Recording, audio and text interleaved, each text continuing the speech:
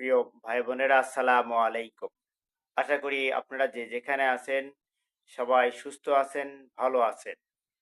এখন আপনাদের সামনে যে বিষয়টি নিয়ে আমি কথা বলবো তা হচ্ছে যে আমাদের শরীরের হরমোন ব্যালেন্সের জন্য কোন কোন খাবারগুলো নিয়মিত খাওয়া উচিত বা কোন খাবার খেলে হরমোন ব্যালেন্সটি ঠিক থাকে তা এখন আমরা একটু জেনে নিই।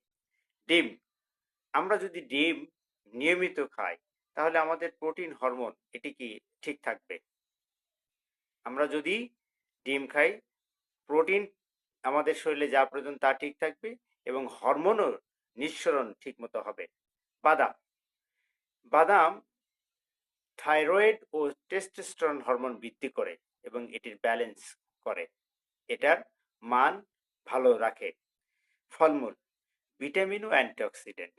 আসলে ফলমূল খেলে ভিটামিন, অ্যান্টিঅক্সিডেন্ট ঠিক অ্যান্টিঅক্সিডেন্ট এবং ভিটামিন। ভিটামিন ছাড়া আমাদের শরীর ঠিক থাকা কথা নয়। এরপর হচ্ছে গ্রিন শাক। যে সমস্ত সবুজ শাক-সবজি আছে তা যদি আমরা খাই তাহলে এস্ট্রোজেন নিয়ন্ত্রণে সাহায্য করে, যেটি হরমোন। হরমোনে এস্ট্রোজেন আ নিয়ন্ত্রণে সাহায্য করে থাকে। সামুদ্রিক মাছ, ওমেগা 3।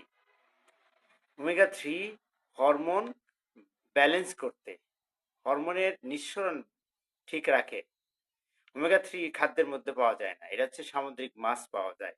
মাছে পাওয়া যায়। এছাড়া অলিভ অয়েলে কিছু পাওয়া যায়, কিছু সরিষার তেলে পাওয়া যায়। ওমেগা 3 সামুদ্রিক মাছ, স্যালমন মাছ, ইলিশ মাছ, সামুদ্রিক জাতীয় যত মাছ আছে সেখানে ওমেগা 3 পাওয়া যায়। এর ভেরি ইম্পোর্টেন্ট একটা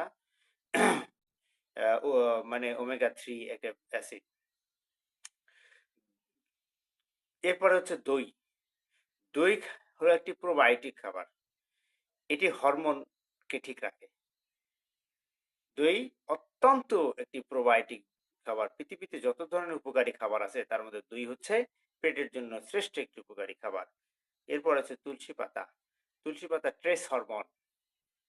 আপনার শরীরে যে ট্রেস আছে এটা আবার তুলসী পাতার রস খেলে, আদা দিয়ে খেলে আপনার ঠান্ডা চলে যাবে। তুলসী পাতা খেতে হবে কি দিয়ে? আদার রস দিয়ে খেলে ঠান্ডা চলে যাবে।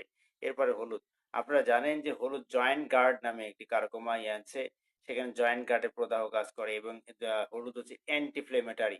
মানে হচ্ছে যে সমস্ত উপাদান শরীরের হচ্ছে ক্ষতিকারক দিক, বিষকে বের করে দেয়, নষ্ট করে দেয়, ব্যথা কমায়, তার মধ্যে হচ্ছে হলুদ। সুপ্রিয় ভাই বোনেরা, স্বাস্থ্যই সম্পদ, স্বাস্থ্যই সকল সুখের মূল। স্বাস্থ্যই সম্পদ, স্বাস্থ্যই সকল সুখের মূল। আমরা এটি মেনে চলি। আমরা নিয়মিতভাবে আমরা খাদ্য গ্রহণ করি।